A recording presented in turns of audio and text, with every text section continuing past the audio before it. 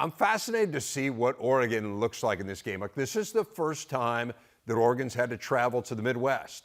And we've seen that these teams traveling over multiple time zones, it's been challenging, although a couple teams did pull out wins this past weekend. But it has been hard to do.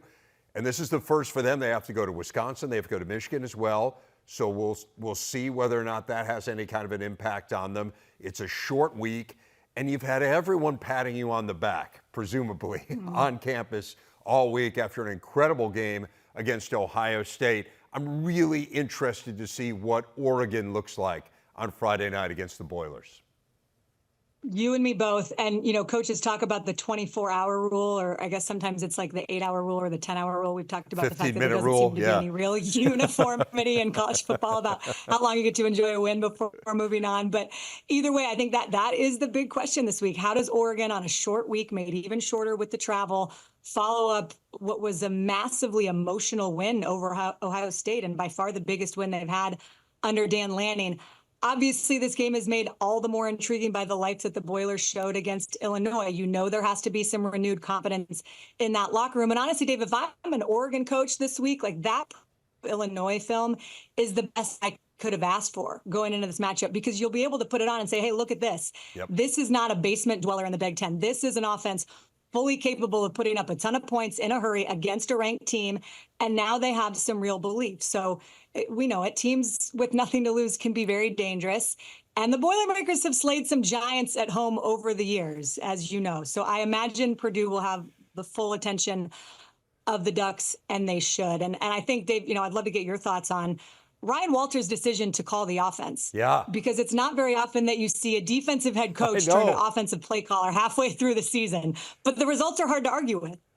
It's amazing. I actually thought it was a mistake when I heard it for the first time. Like, well, he couldn't have been calling the offense. He's a defensive guy. But he was calling the offense, and I would say he did a darn good job of it. And maybe when you're I mean, this is interesting. I want to talk with Coach Donato and Coach Wanstead about it on Friday. It's one of the topics I want to bring up with them.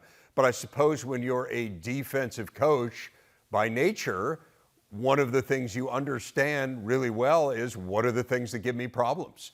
And so maybe that makes you well qualified to call the offense. It's just not something that we often see. I mean, the truth of the matter, and I don't mean this in any kind of a mean or sarcastic way, is he's got to figure out the defense too, right? I mean, they're on pace to be the worst scoring defense in Purdue history. Ryan Walters is, as you noted, a defensive guy, and I think it is a little curious that they haven't been able to be better here on defense. And as easy as it will be for the Oregon coaches to pop in that tape and to show their players, hey, look how good this offense was a week ago, they're going to have to do some convincing on the other side of the ball to make them think that this is a formidable D, because it just has not shown itself to be at all.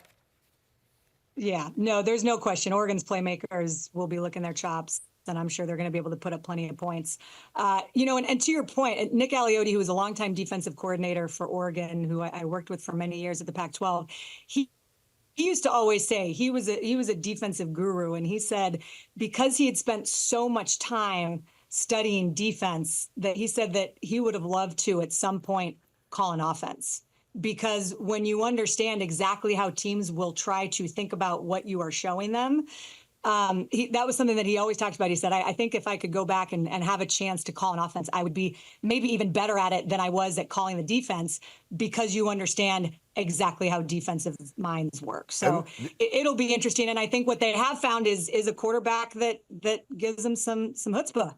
Yeah, that's for sure. The other thing I'd say along those lines is, obviously Ryan Walters came from Illinois, and so he understands Brett Bielema and his defense probably better than most. And so you're even more uniquely positioned there to, hey, I know what they're going to do in certain situations. But it's remarkable. I mean, they averaged 12 yards per play in the second half. It was quite a performance, no doubt, by that Boilermaker offense. Lots more to come.